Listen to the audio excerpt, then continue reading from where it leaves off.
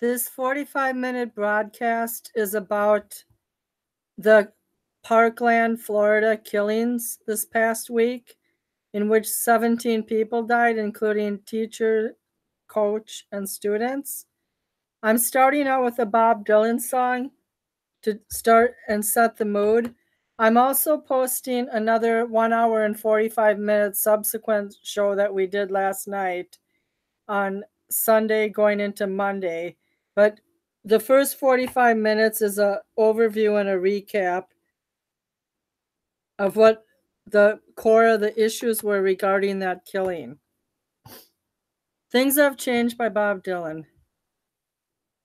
A worried man with a worried mind. No one in front of me and nothing behind. There's a woman on my left and she's drinking champagne. Got white skin, got assassin eyes. I'm looking up into the sapphire skies. I'm well dressed, waiting on the last train. Standing on the gallows with my head in a noose. Any minute now, I'm expecting hell to break loose. People are crazy, times have changed. I'm locked in tight, I'm out of range. I used to care, but things have changed. This place ain't doing me any good. I'm in the wrong town, I should be in Hollywood. Just for a second there, I thought I was something new. Gonna take dancing lessons, do the jitterbug rag. Ain't no shortcuts, gonna dress in drag. Only a fool in here would think he's got something to prove. Standing in the gallows with my head in a noose. Any minute now I'm expecting hell to break loose. People are crazy, times are strange.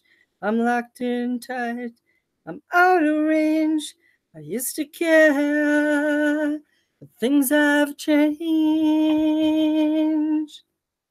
Hi guys, I just want to let you know I did have a phone call interruption, which wasn't pleasant, but now I'm beelining and I'm cutting to the show that's broadcast on youtube.com/Flying Charm. That's our website, and blogtalkradio.com/Tabernacle Faith.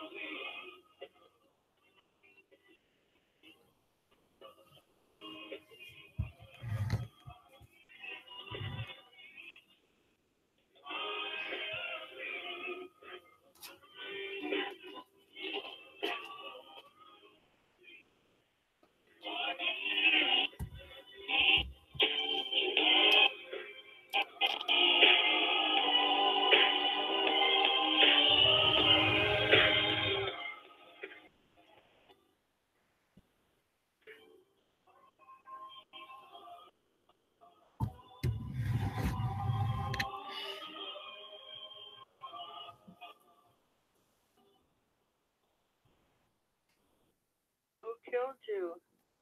I did. Who killed me? You did. Thank you for that song, Julio. It's time for my rap.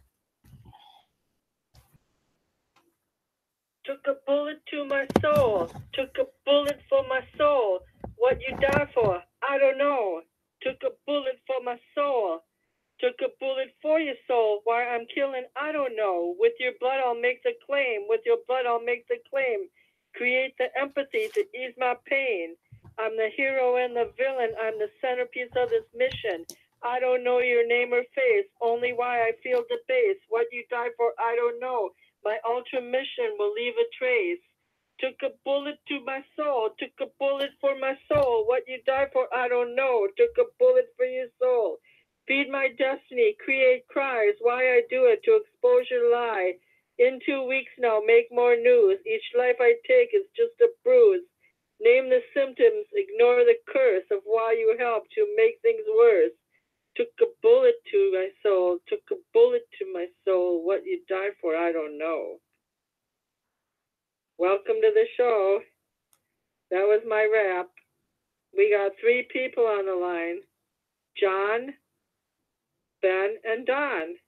Thank you for all calling in a timely manner. It's only a 45-minute show tonight. I'll pull you in alphabetically. Good evening, Ben. Good evening. Sorry to hear your power was out. No problem. It happens all the Okay, time. I'm going to talk to these guys too. My friend Gina in Southern Oregon, her son moved to Port Washington this weekend, and I'm pretty sure he got stuck in a snowstorm. Good evening, Don. Hello, everybody. Do I get critical acclaim for my rap? Criticism, yes. Exactly. I'm just wondering. It was a little cringy. Yeah, a little pitchy. I didn't sing it. I said it. I spoke it. Yeah, no, it was an interesting. Well, I wrote it in 10 minutes, you guys. So come on. Okay, we'll give you that. That's perfect. She wrote it. John, you're on the line. Hello, Snow Queen. I liked the rap. It was from your heart, and as you know, art is subjective. Some people will love it for the same reason others will hate it. So I thought it was from the heart, and I'm sure it's going to be a hit. The underlying message was the killer probably doesn't even know why he did it or for what reason. Since mass school shootings are usually provoked by killing complete strangers, and the person screwed up, which is something society creates and something the person with a goofy state of mind creates. Well, why don't Would anyone care to comment? Yeah, it sounds like people going into the military. They have no freaking clue why they're enlisting or being drafted. And then they go ahead and go and do it anyway. That's almost what it sounds like. But, this guy, he was a member, he was a budding leader of the Florida Republic. And that is a white supremacist organization looking for secession. So, wait, what? The kid was not a leader of anything.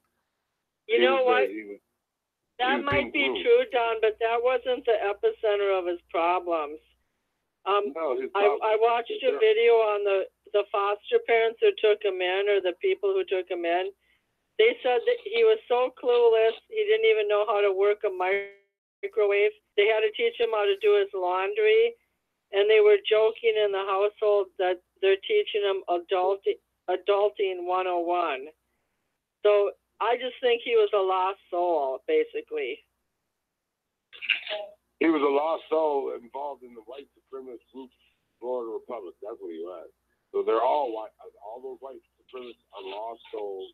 As I've been saying, is that nobody's doing their job, so nobody has a clue. We'll accept your comment. However, he killed whites and Latinos primarily. Ben or John, would you like to go? I think Ben should go first. All right. First of all, there was all kinds of warning signs that should have been followed. If the police had been to talk with him over 30 times, he should not have been on a shooting team. He shouldn't have had rights to buy a firearm. And that can be seen with his behavior at home and at school, being expelled, destroying things when he gets angry. He obviously had an anger problem. He threw temper tantrums as an adult. Those are all warning signs. He killed girls at age 11. Yeah, but Ben is saying that nobody's doing their job. That's what I've been saying for years. Right, and I don't think it has anything to do with race. The Mississippi bondsman also made a report to the FBI. Right. Yeah, he was reported for a comment saying he was going to be a professional school shooter. Who dropped the ball there? The FBI who doesn't do their job. Nobody does their job. Nobody. From the president on down. Nobody does their job, and that's why I'm so active and adamant in getting everybody else active in the process, because nobody does their job. Mitch McConnell came out, first day Obama came out and said, was inaugurated and said, we're not going to do our jobs. That's exactly what he said. Not exactly. The point is he was adopted young. His adoptive father died at age 5. His mother died of the flu in November. I'm wondering if he was left I'm sure he was left with some life insurance because he grew up in a lucrative neighborhood. And then... and lucky him. I feel so sorry for him. Sorry growing up in a household where you have no chance to buy a house even if you have cash. Or get the right, food, have a food desert. This is incredible. I'm just saying there's a lot of holes in the story. We don't know we know that a family took him in, but we don't really know what his complete circumstances were.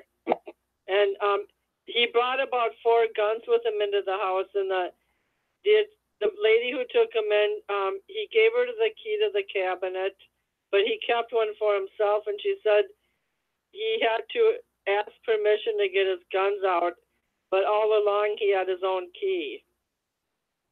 So this is something that Donald Trump could have foreseen and prevented. And the formulation of this issue happened in the last 14 months, not the first 18 years of his life.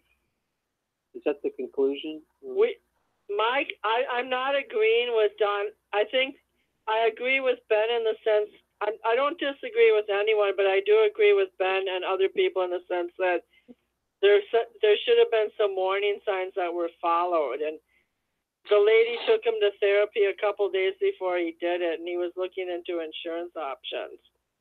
But the problem is why people choose this method of problem solving. Like, they're angry at somebody, they're angry at the world, and they think by killing people they're going to solve a problem. Well, some people, I think that 98% of all gun deaths are from handguns. Half of those are suicides, and basically 300 to 400 or 500 people a year will get killed by an assault weapon. So you're talking comparatively to other things. Basically, imagine if you had an arena with 4,000 people, and then imagine that there's one person standing outside. That one person will get shot by an assault weapon. But on the inside of the arena, 4,000 people, they'll be killed by cancer, heart attack, diabetes, drunk drivers. I think drunk drivers is going to be 10,000 people a year killed. So that's going to be, well, let's see, the 3 times, about 30 times the chance you're going to be killed by someone, kill some innocent kids, teenagers, and adults because they're drinking and driving. So I guess the question is, in the sensational press, do we outlaw alcohol? I mean, that's 30 times more the demon. Everyone's drinking. Now, I'm not saying that this is bad. I'm just saying I think that was a very brilliant way to bring up your statistics. And I do have a guest caller in from the 845. So hold that thought a minute, John. And you can continue, John, in a second. We shouldn't discount violence against children, but I think this is a dramatic situation that's being taken to this, nth degree, and they should, be carefully to look at the whole situation. Is this the biggest, like, should we just ban the assault weapon and then this will solve the problem that we're having? Perhaps. Well, the thing is we do deal with drunk drivers and we do deal with other types of killing, but the message that's coming across from Parkland, Florida is that we have to do something more. What we're doing is not enough, and let's take this caller in, please. Good evening from the 845. Would you like to comment or listen? Yeah, greetings. It's Mike up in New York. Hey, Hi, Mike. We haven't heard from you in a while. Yeah, you know how work has a way of having a pulling on your leash. You know how that works. By the way, I'm sure you like the title of my show, Mike. Yeah, but I mean, I've been debating it with a lot of people out there, and you guys got to remember. I don't know how many of you on the show are gun owners, or people that are anti-gun that are blinded with the fear and the anger that's out there instead of being able to look at it objectively. But you got to remember, I had 2 federal licenses. I used to be a gun dealer for years, and I still have my full carry permit here in New York, which I'd like to see. It's not easy to get. In Westchester County, it's not easy to get. So, I mean, by the way, up and down. That's go ahead and make your comments. Albert's on hold, and just go ahead. The title of the show is America's Romance Destiny with Death, Mass Killing. Yeah. Well, I think the media is really not doing the public a service by overlooking the main things here, the main problems. There's an article that you can see that was in the Chicago Tribune. The title is FBI's gun background check database is missing records of millions of cases. The NICS background system is flawed. What the federal government has to do, to tell you the truth, is there are 2 things that would start off. First off, Congress should pass a law mandating that the courts turn over records of felons, convicted felons, to the FBI so they can put them in the next system. And also, healthcare providers start turning over records of anyone that they've deemed or that's been diagnosed and being treated for schizophrenia, severe depression, if they're delusional or psychotic, and if they're a danger to themselves or others. And there should be oversight over that to make sure that that is not used as a tool by the politicians or the judges, or because we all know how the government can misuse things like that and for their own benefit instead of for the intended. So if they did something, I would disagree a little bit with that. Ben, go ahead. I think in this country, I think a person has every right to be a danger to themselves. But you can see signs of a child that will be a danger to others. This kid showed all those signs. He showed all of the signs that he was going to be dangerous for others. Yep. And the Baker Act that's down in Florida, which says that they have to turn in and send somebody for a psychiatric evaluation. They had his his mental health care representative or whatever, because he was getting treatment. I mean, 3 or 4 years, they had 39 visits. The police went to the house. If you really look in depth at the background of this kid, you're looking to go, how did this one slip through the cracks, as they keep saying it? Well, that healthcare provider told the cop there's no reason to report him under the Baker Act, because they would have taken him away. His name would have been on the NICS system. he would have been, but no, that representative that he had, that one is, now he's not the only one. That advocate wasn't the only one that stopped it. The police repeatedly went over there. In one of the reports, he said Cruz spoke about buying a gun. That should have been a red flag. He'd been getting treatment, and he was getting drugs. He was getting psychotropic drugs. He tried to that should have been reported. There are federal laws out there that say that the healthcare providers have to turn over the names and records and everything over there, but they haven't been doing it. So the answer years ago for the federal government was, we're going to give so many millions of dollars to Florida, because Florida had a huge problem. They weren't reporting to the NICS system. So the federal government gave them millions, and this state over here will give you millions to help you update and get us the records for the NICS. And it never worked. The state loved it because that money went into the general fund. What do you think about the proliferation of AR-15? I don't see any difference with it. I don't see any difference with it with the AR-15, or say even if I took a Mini 14, same caliber. Right, that's what I'm saying. The MDL 223, 556, whatever, same caliber, same gun, same functions. But you know what they're so afraid of? That works too good. Oh my God, that thing is efficient. It's too fast. It works too good. And the problem isn't the gun. We've allowed Albert, you're on the line. We've allowed them to empty out the asylums, let them live among us, and then we wonder why we have problems. I think I brought it up on the last. Nobody's doing their job. Nobody's doing their job. Right? If you do a this guy was a kid who was. Quiz. Yeah, go ahead, Ben. I got a pop quiz for everybody. How many of us know what AR stands for? Armalite. Automatic rifle. Nope. Armalite rifle. Armalite was the first brand to come out with a rifle called AR model. And it means Armalite rifle. Everybody that says assault rifle is dead wrong. Yeah. Because they don't know. An assault rifle has a selector switch that can make it fully automatic, and that's a military weapon. And there's no real, None of us. There's no such thing as an assault rifle anyway. I could use it one day for defensive. I could use it one day for offensive. So now what is it? Well, it's semantics. Well, today it's my defensive weapon. It's a game. And the misinformed that are out there, they just sit there and nod their pointy little heads and run with it because they don't know the difference. Most of the people that are out there, well, whether we know the difference or not, people are still being killed. And by the way, Albert's on the line. Now, there you go. That comes down to the fear. We don't care about the facts. All we know is people are getting killed. That's what's driving. It's the fear. Oh my God, we have to do something. The same attitude happened in the Salem witch trials. That didn't go very well either. Well, like I said in the past, it's not the guns themselves that I'm necessarily against. I'm against the fact that we're supposed to go to the Constitution and that we're supposed to be a regulated militia, and that's in the Constitution.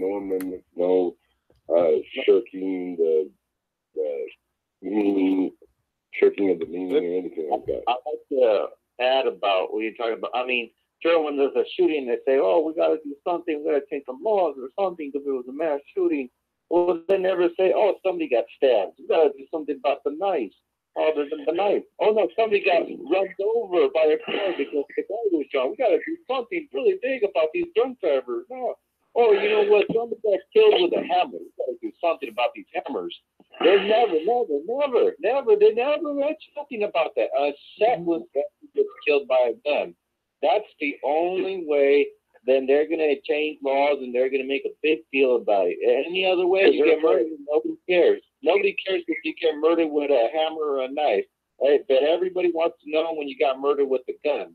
Now, here's the thing, okay? Because when you put more gun regulations, like I said, for those who are especially ill or something, that doesn't mean that if you have these sort of problems that you're going to commit murders or whatnot.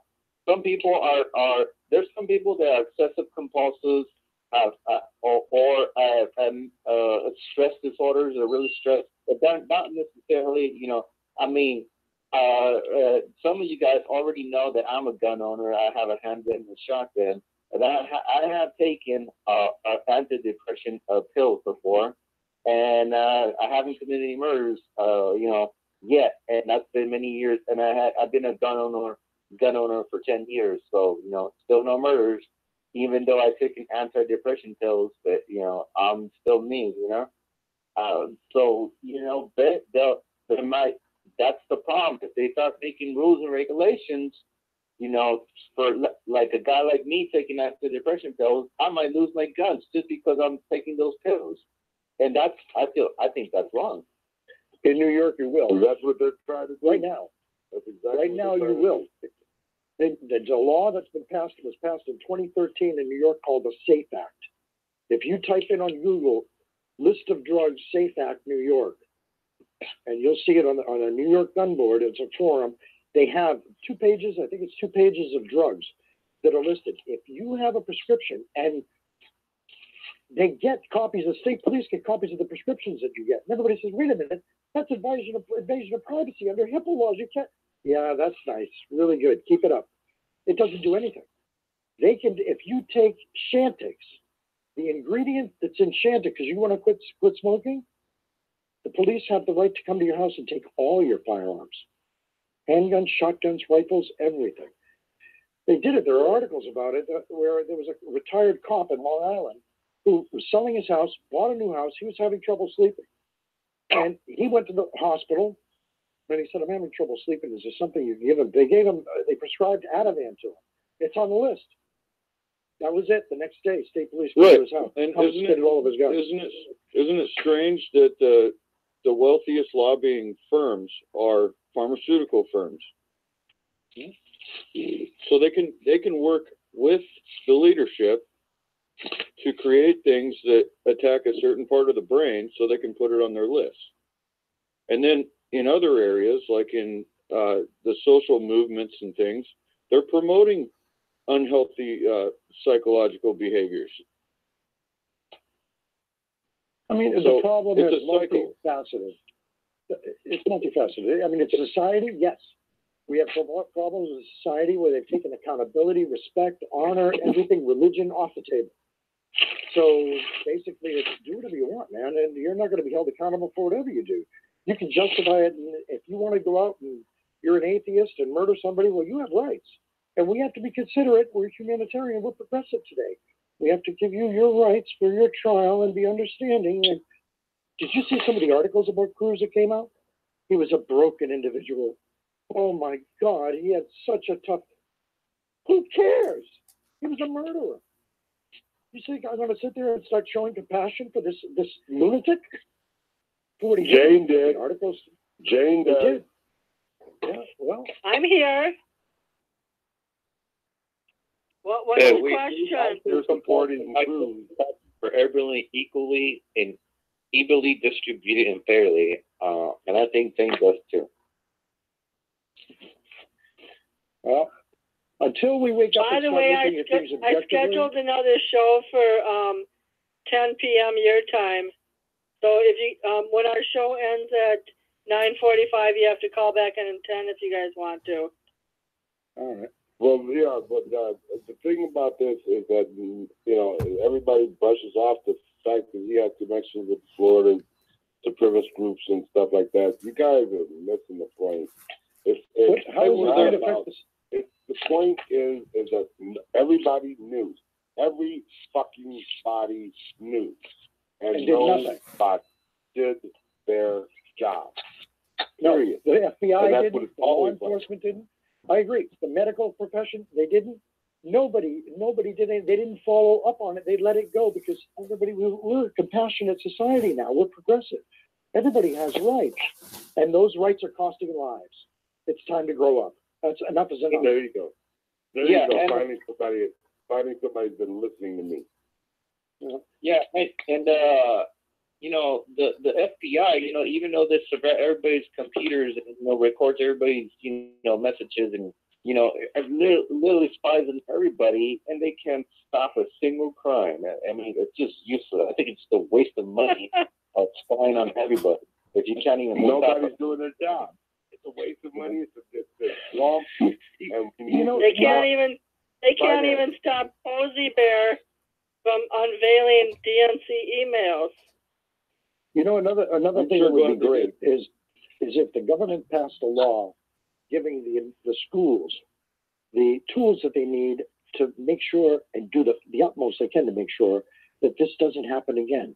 So that if they had a law that gave the administrators, the psychiatrists for the school, the counselors, even the police, the right to look at a student, and if you have a student with behavioral problems, aggressive, a history of aggressiveness, and where this kid's got issues, then they can mandate that this kid has psychological, goes through some sort of psych exam, and take him out of the school, get him the help he needs in the setting that is correct, give him the help that he needs, not in the school, and get him out of society.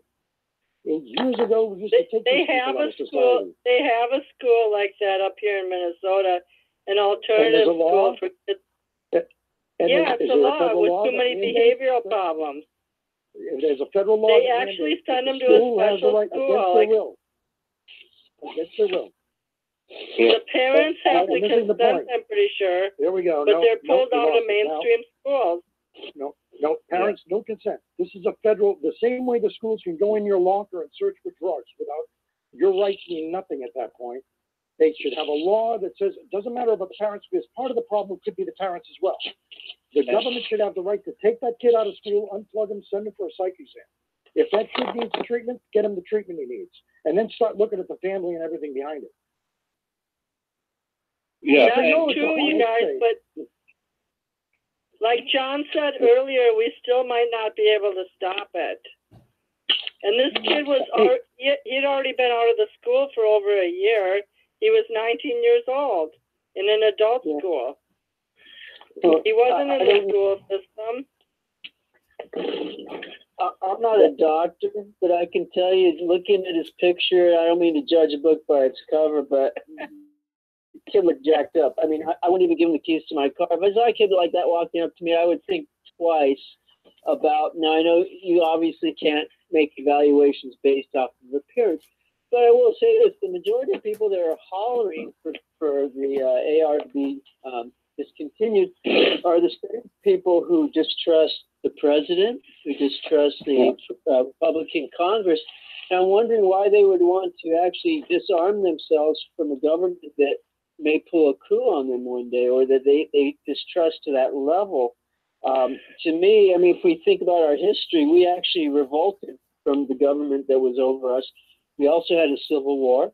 We also had a civil rights battle a few years back. It's about every 50 to 100 years, you know, societies go berserk. And the question is, I don't own a gun, but I certainly would want to have an AR-15 with my neighbor if I couldn't trust my government. Well, how about this, John? That might be true, but you're kind of you like our government and you support it, but the question is should a certain number of faculty have guns on the school campus? Why don't you guys explore that question? Maybe if we got the lunatics out of the school, we wouldn't have to worry about it. There should be an armed guard at every school. There needs to be. We had police officers at my school because of the gang violence. And you know what happened? They moved off the campus when they wanted to fight. So, you know what? That becomes the police. The police. Who's ever rattling that stuff? I'm gonna have to mute you. No rattling. Sound like paper being rustled around. Yeah, I can't afford it financially when I'm transferring all these shows to YouTube and paying someone to do it. So you'll be unmuted in 2 minutes when you stop. Okay, go ahead. All right, we had. I'm not the one who suggested that guns be put on campus. I heard it from another news source. I am suggesting that. I think they need an armed guard for this. Because if it's required by law that I have to put my kids in a school for all of their day, every day, I have to trust the system with my only kids, they should be secure. And if everybody at the school is unarmed and it's a gun-free zone, they're an easy, soft target. And those are the targets that always get hit. Yeah, and Donald Trump and Hillary Clinton, they're surrounded by armed military people with superly armed weapons, and the school can't even have one security with a damn gun. Well, a school I worked in California had a metal detector once, but I think that they did away with it about a year later. Well, it was only short term. They need a mental detector instead of a metal detector. But I will say this, that as far as there's such a big move of people saying on the internet, we don't care about prayers or thoughts, and that we want you to change the laws. But here's an interesting thought. When I was in high school, I was raised in church, and I was taught in church to love and forgive and be a kind person that was thoughtful. And I was taught that prayer changes your inner character, and I prayed and I was a better person. When I went to school, bad kids had knives and smoked pot or cigarettes. That's the really, really bad people. I think beyond having armed guards, there's something wrong with our culture. We are so far away from the spiritual place that we used to be, whether it's Mayberry or whatever you want to call it, or a utopia American dream. But whether that's possible or not, something is different in this culture than it was 40 years ago. And it doesn't matter how many guns or how many drugs you give kids. That's the difference. In the 80s, we started giving kids drugs. When I was growing up, we didn't drug out our kids. And there wasn't all the video games with all this excessive violence, So I think that has been effective to figure out. But I think we're really doing well, and we're getting ahead. I mean, just think of all the trans-testicle bathrooms we have that everybody can use. I think it's a wonderful world.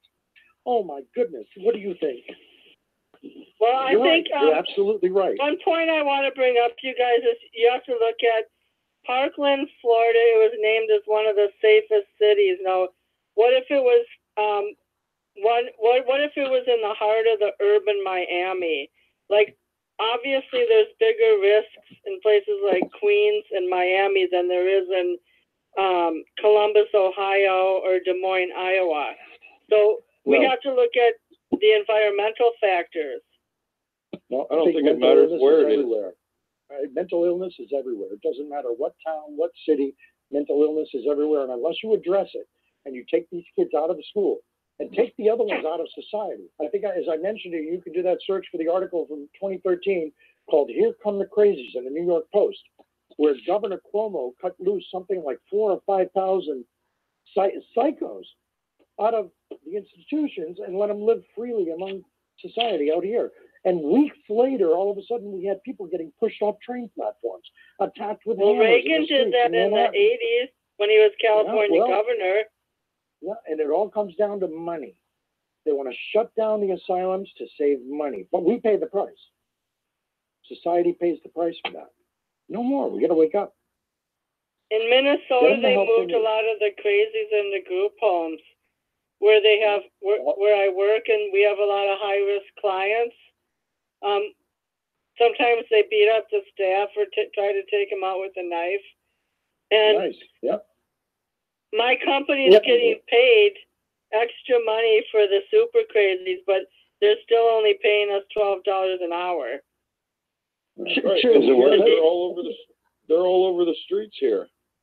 There's parts of town that are just people walking around that aren't even self-aware. No, but there's no reason they should be out. There is a component of you program your mind to behave in certain ways, and by that I mean is when I grew up, understand the top shows were the Beverly Hillbillies, Mayberry, RFD. If you understand what I'm saying, I mean, yeah, we had cowboy Indian things, but the point is, it was a romantic thing. You weren't sitting there thinking of going out and shooting an Indian. It was play. I'm saying, I know kids, church kids, nice kids. And you know what they do for 10 hours? They're on a mission shooting and killing as many people in their video game. And what I'm saying is when you have 10 or 15 million or 50 million young men, kids, teenagers, so forth, programming for 10 hours a day on their mission to kill and assault as many people as possible, I'm saying out of those 50 million, you're going to have a couple thousand kids that are whacked out. Not all of them are going to do this, but I'm just saying this is a different programming. I didn't grown and raised that way 40 years ago to think this way. No, we weren't. Now they've desensitized the kids. It's a different culture. And I mean, I'll tell you, a lot of the more and more as years go by, the liberal attitudes have done a lot of damage to this country. They've done a lot of damage, and now they don't know what to do. Well, here, let me put it this way. Can you hear me? Yep. Okay. Let me talk about the liberals. Okay, like let's just say Hillary Clinton. Right? Hillary Clinton has bodyguards that are armed to the teeth. But again, she is against guns. She kind of wants to ban all guns. She literally said that during her campaign in a way when she was asked about what do you think about Australia's gun ban, and do you want to do that here? And she says, well, I think that's a good idea, and that's something to look forward to. And those are the words she said.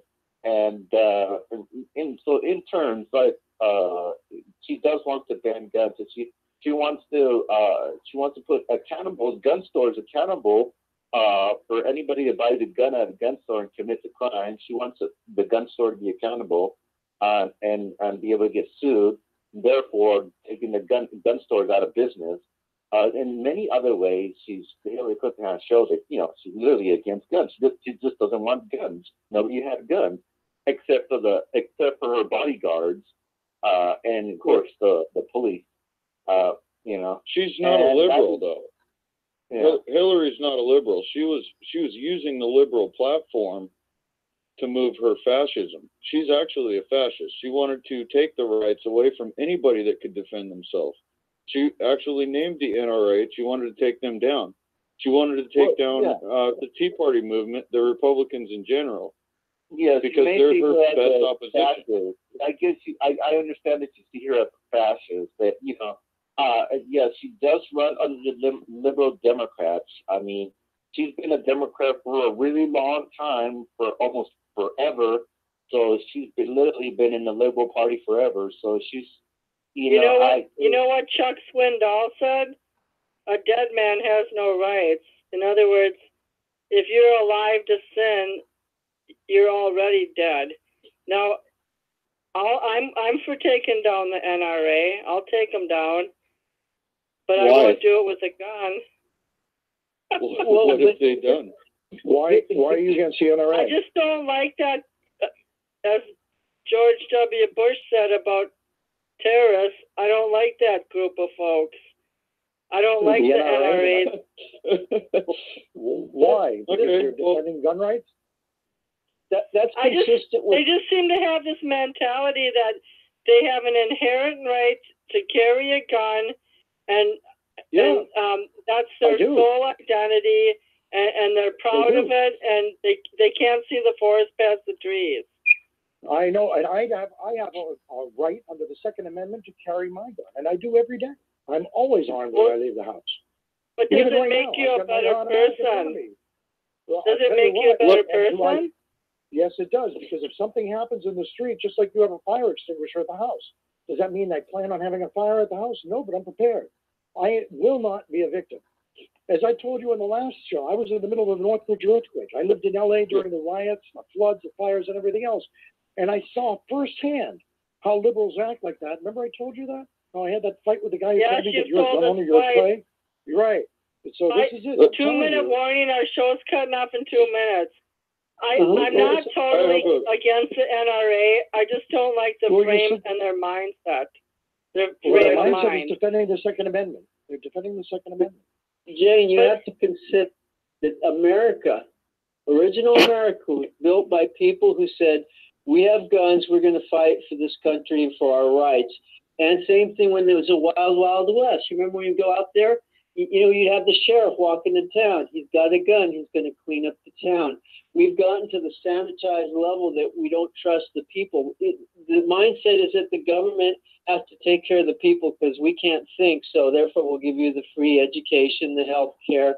We'll take away your guns. We'll make things safe. We'll give you drugs because we can't trust you. You're sheep. But I do understand the nature of the Second Amendment.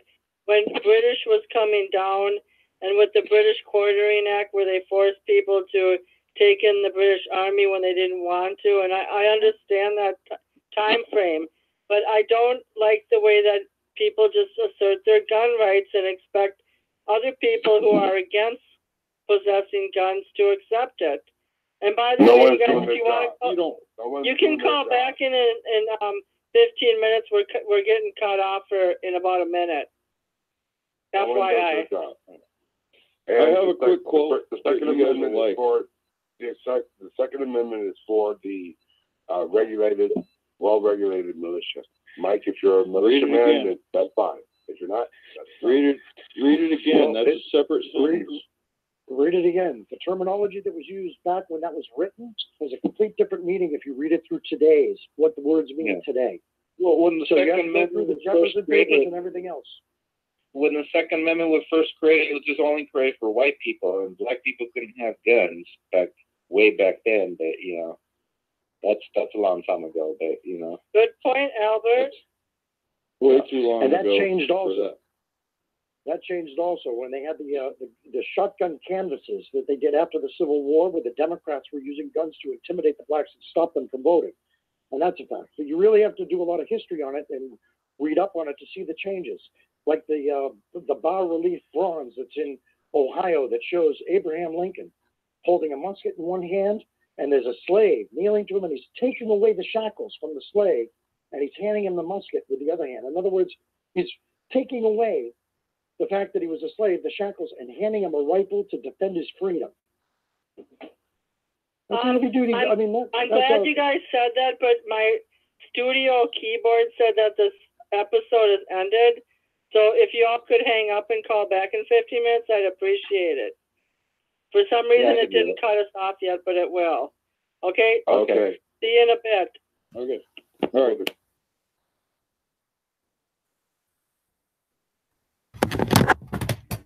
That was the end of our first segment on the Parkland shootings.